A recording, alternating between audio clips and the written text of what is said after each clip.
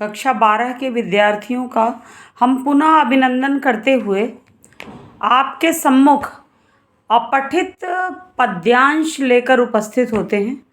आपके question paper में एक अपठित पद्यांश जरूर आता है जो कि आपका वो 10 नंबर या 8 नंबर का होता है।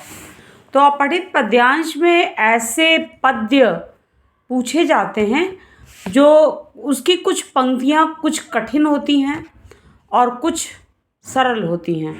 तो गद्यात्मक भाषा में ये कविता जो है प्रस्तुत है, उसमें हम आपको कुछ प्रश्न देंगे। उन प्रश्नों का उत्तर आप जरूर लिखिएगा। और वो पद्यांश है, कुछ भी बन पर कायर मत बन, ठोकर मार पटक मत माथा, तेरी राह रोकते पाहन, कुछ भी बन बस कायर मत बन, ले देकर जीना क्या जीना, ले देकर जीना क्या जीना, कब तक गम के आंसू पीना, मानवता ने सींचा तुझको बहा युगों तक खून पसीना, कुछ न करेगा कुछ न करेगा किया करेगा रे मनुष्य बस कातर क्रंदन, कुछ भी बन बस कायर मत बन, युद्धम देहि कहे जब पामर, दे न दुहाई पीठ फेर कर, या तो जीत प्रीति के बल पर, या तेरा पथ चूमे तरकस। तो इस कविता में साफ जाहिर है कि कायरता की भावना को हमें कभी नहीं प्रस्तुत करना है। हमें अपने शत्रुओं के सम्मुख कभी अपना पीठ नहीं दिखाना है। अपने पुरुषार्थ के बल पर, अपनी चुनौतियों के बल पर, अपने लक्ष्य के प्रति सुदृढ़ निश्चय के बल पर हमें अपने लक्ष्य को प्राप्त करना है। और कायरता का कलंक हमारे माथे पर कभी न लगे, यही भाव इस कविता में प्रस्तुत किया गया है। और बार बार क्या हम अपने माथे को ठोक कर या अपने भाग्य की दुहाई देते रहेंगे, या केवल हथेली की लकीरों को एस्ट्रोलॉजर के पास ले जाकर, ज्योतिषाचार्यों के पास ले जाकर दिखाया करेंगे कि हमारे ग्रह नक्षत्र ठीक हैं या नहीं हैं। यह तो पूर्ण रूप से हमें कायर बनाता है। हमें अपने भाग्य को स्वयं परिवर्तित करना है अपने कर्म के बल पर। यही इस कविता का सारांश है।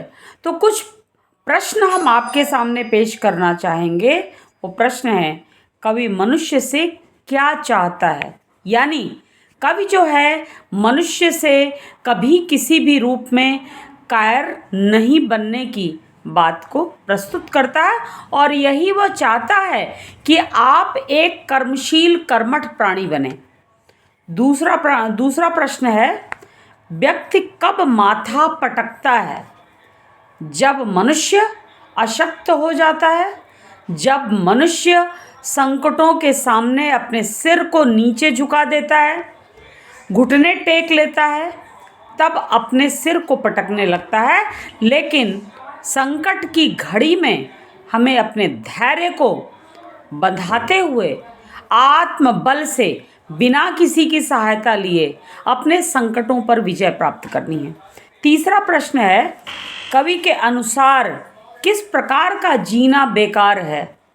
कवि के अनुसार ऐसा जीवन जीना बेकार है कि हम केवल रोते रहें। रोता तो वह मनुष्य है जो अपने हृदय की कमजोरी को व्यक्त करता है। किसी के भी सामने अपने आत्मबल को न खोते हुए रुदन नहीं करना चाहिए। जो व्यक्ति रुदन करता है वह अपने हृदय की कमजोरी को व्यक्त करता है। तो केवल गम के आंसू को पीकर हम जी नहीं सकते, या ऐसा जीवन जीना पूर्णतया व्यर्थ है।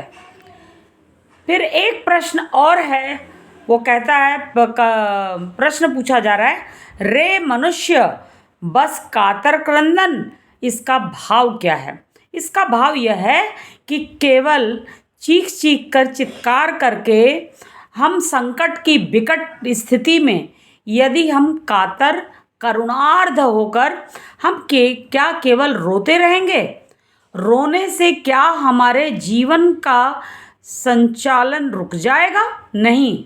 यदि गम है तो खुशी भी होगी, बस हमें धैर्य को धारण करना है। इसलिए कातर क्रंदन, चित्कार, रुदन करना बेकार है, अपितु मुश्किलों पर विजय प्राप्त करने की चेष्टा कठिन से कठिन घड़ी में हमें करनी होगी। फिर एक अंतिम सवाल है, युद्धम देहि कहे जब पामर, देन दुहाई पीठ फेर कर। शत्रु चाहे बॉर्डर पर हो और चाहे हमारे जीवन में कोई भी नकारात्मक, जो निषेधात्मक, नकारात्मक ये जो हमारे विचार हैं वो हमको क्या करते हैं? नीचे गिराते हैं। तो इन नकारात्मक विचारों को या फिर उस सीमा प्रांत पर शत्रुओं को देखकर हम यदि भयभीत हो जाते हैं तो हम उन पर विजय कदापि प्राप्त नहीं कर सकते हैं। ये मुहावरा, एक मुहावरा भी है इसमें कि कभी मनुष्य को कभी शत्रु के सामने पीठ कभी दिखाना नहीं चाहिए। जो व्यक्ति पीठ दिखाता है वह व्यक्ति कभी अपने जीवन में सफल नहीं हो सकता। इसलिए यदि नीच व्यक्ति, शत्रु पक्ष के लोग यदि युद्ध के लिए ललकार रहे हों तो उस समय उनकी रणदुदुम्भी को देखकर हम अपने रणदुदुम्भी को और उच्च स्वर में बजाते हुए उनकी हम अपनी ललकार को प्रस्तुत करें और पूरे सैनिकों की टुकड़ी के साथ उनके ऊपर टूट पड़ें और एक एक शत्रु को हम मार गिराएं, तब हम अपने देश के ऋण को उतार सकते हैं। इसलिए यह लाइन कही गई है कि देन दुहाई पीठ फेर कर। फिर आगे एक प्रश्न है, या तो जीत प्रीति के बल पर। यह भी बात कही गई है। इसमें कवि क्या कहना चाहता है? इसमें कवि यह कहना चाहता है कि या हम तो शत्रुओं के साथ युद्ध कर लें और उनको मार गिराएं और उनके गोला बारूद का जवाब उससे भी बढ़कर गोला बारूद से दें। जैसे भारत पाकिस्तान का हमेशा भिड़ंत होता रहता है और आतंकवादियों को हम बार बार धराशायी कर देते हैं। या तो हम ऐसा करें या फिर शत्रु राष्ट्र हमारे पैरों तले गिड़गिड़ाकर वो माफ़ी मांगे तो हम उनको गले लगाकर प्रेम के भाव से, समझौतावादी दृष्टि से उनको हम अपना बना सकते हैं। इसी में मानवीय चेतना की भलाई है, इसी में परोपकारी वृत्तियां हमारे सामने आती हैं। इसी के साथ ही हम आपसे विदा लेते हैं।